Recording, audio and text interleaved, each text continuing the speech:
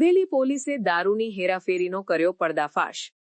બોડેલી પોલીસને મળેલ બાતમી આધારે બોડેલીના રાજબોડેલી કોસિન્દ્રા રોડ પરથી પસાર થતી દારૂ ભરેલ ટ્રક ઝડપાઈ। 10,07,960ના ભારતીય બનાવટના વિદેશી દારૂ અને ટ્રક સહિત કુલ 30,17,960નો મુદ્દામાલ પોલીસે કબજે કર્યો। ટ્રકમાં સવાર નૈનુભાઈ કુરેશી અને યોગીરાજ ધાકડાની બોડેલી પોલીસે અટકાયત કરી। મધ્યપ્રદેશ તરફથી દારૂ લાવવામાં આવ્યો હતો। દારૂ કયા પહોંચાડવાનો હતો તે તરફ પોલીસ તપાસ કરી રહી છે।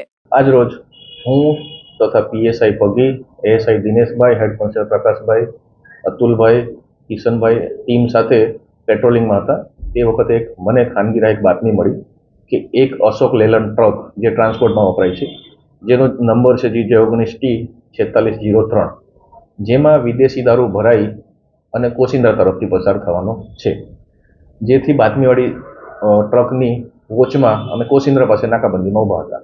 તે વખતે બાતમીવાળી ટ્રક આવતા પંચોને બોલાવી અને સદર બાબતે જોતા બે આરોપી ટ્રકમાં પકડાયેલ। એકનું નામ છે નન્નુભાઈ રેમતુલ્લાભાઈ કુરેશી, જે રહેવાસી છે અમરેલીના। બીજા છે યોગીરાજ દેસાભાઈ ધાકડા, જે પણ અમરેલી લાઠી રોડના રહેવાસી છે, જેમને સદર બાબતે પૂછતા જણાવે છે કે એમપીના સકતલા તરફથી ક્યાંકથી ભરી અને અમરેલી તરફ લઈ જવાના હતા।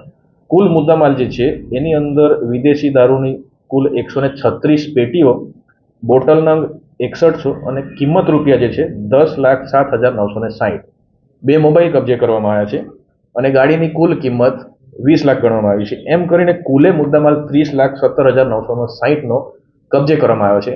હાલે ગુનો દાખલ કરવાની પ્રક્રિયા ચાલુ છે, તપાસ ચાલુ છે। મુદ્દામાલ ક્યાં લઈ જવાના હતા અને સપ્લાયર કોણ છે એ બાબતે તપાસ કરવાનું કામ ચાલુ છે। સમાચારની અવનવી અપડેટ જોતા રહો નિખરતા ગુજરાત ન્યૂઝ સાથે। નિખરતા ગુજરાત ન્યૂઝને લાઇક, શેર, સબસ્ક્રાઇબ કરો અને બેલ આઇકન દબાવીને સમાચારની ઝડપી માહિતી મેળવો।